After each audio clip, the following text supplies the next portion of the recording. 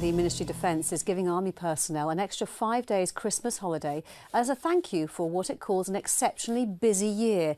The leave is compulsory and means military buildings can be closed and utility bills cut over the festive break. Critics say it's a cost-cutting exercise which could put national security at risk. Victoria Smith reports from the military town of Colchester. There's no doubt it's been a busy year for the Army, playing a key role in the Queen's Diamond Jubilee, providing support during the fuel tanker drivers' strike and bailing out private security company G4S during the London Olympics. Now 110,000 Army staff and personnel, as well as several thousand forces personnel from the Royal Navy and the RAF who work with land forces, have been ordered to take an extended holiday. If they've already used up their leave, they're being told to work from home. Here in Colchester, Army families will be looking forward to an extra 5 days holiday with their loved ones. Bases like this will be put on a frost protection footing to guard against harsh weather.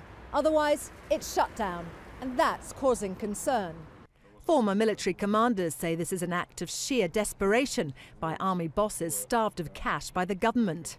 The Sunday Times have shown me a letter that comes from the Chief of Staff of Land Forces Headquarters, General Cullen, which makes it clear that although this should be seen as giving some reward to members of the Army who have worked so hard over the last year, it's also very much emphasised as a cost-cutting measure, and it goes into some detail about what steps should be taken to save money.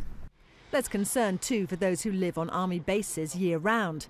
There's not that many of them, but there are some who just have no other home, and they treat their home in their barracks as being their place of residence. And so what about them? You know, what facilities are they going to have? Are their radiators, their heating going to be turned off? Other critics say national security could be put at risk by closing down UK bases for almost a month.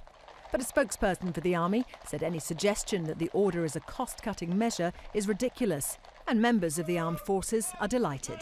We've spent a lot of time away from our families. They've really supported us magnificently over the last year, all through the training when we work away from them, and clearly during the tours. And mothers and wives of those serving were pleased to hear the news. Having that extra 5 days would be so much better than just having 2 weeks, because I know it's horrible having them for 2 weeks and then having to go back and not seeing them.